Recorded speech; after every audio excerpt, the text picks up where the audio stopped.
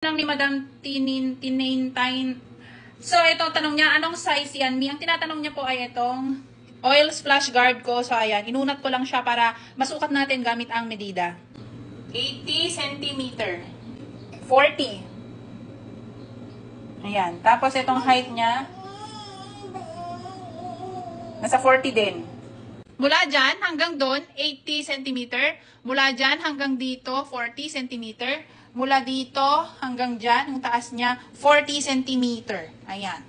So, pwede ito sa mga double burner. Pwede rin ito sa pang single burner. So, kapag ka double burner yung lutuan nyo, iunat nyo lang siyang ganyan. Pero since sa akin naman, yung lutuan ko is single burner, itong isa lang yung ginagamit ko. So, ganitong itsura niya kapag ka naka-single burner siya. Ganitong ginagawa ko, guys. Pag single burner. Stainless steel to, ha.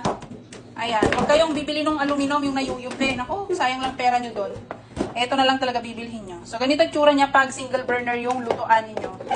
Okay? Tinutupi ko lang na ganyan. Para naman, sakto lang sa single burner. Kita nyo naman, wala naman akong lutuan dyan na isa. So, ito. Kikita nyo yung mga talsik na yan. Nagprito kasi yung anak ko. So, dyan napunta instead na doon.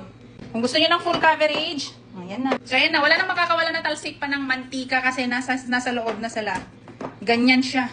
Ganyan kaganda ang oil splatter na yan. Oil splash guard, oil splatter.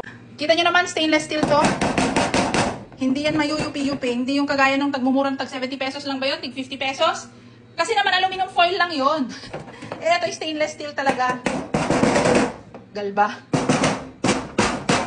Okay? Kung ako sa inyo guys, ganito ang bilhin nyo. Huwag yung aluminum. Ito talaga ang pang matagalang gamit sa inyong kusina.